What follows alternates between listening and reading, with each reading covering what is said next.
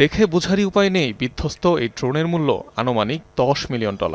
ইরানের আকাশ প্রতিরক্ষা ব্যবস্থার কাছে হার মেনে এভাবেই মাটিতে আছড়ে পড়ে মূল্যবান হারমিস 900 মডেলের চালকবিহীন যুদ্ধযানটি।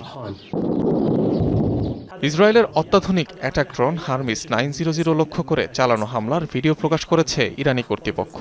দাবি, নজরদারি করতে ইরানের আকাশসীমায় পৌঁছানোর পরপরই ভূপাতিত করা হয় আকাশযানটিকে। ব্যবহার করা হয় surface two air type missile.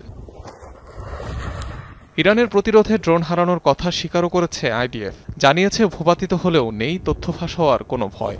তবে এ ধরনের গুরুত্বপূর্ণ সামরিক যান প্রতিপক্ষের হাতে গেলে নকশাসহ গুরুত্বপূর্ণ তথ্য পাচার হওয়ার সম্ভাবনা থাকে।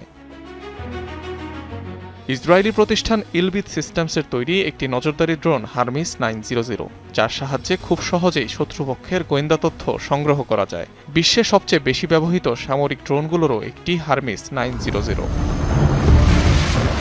অন্যদিকে বাভার 373-এর মতো উন্নত আকাশ প্রতিরক্ষা ব্যবস্থা রয়েছে ইরানের সমর ভাণ্ডারে। অনিক রহমান, যমুনা নিউজ।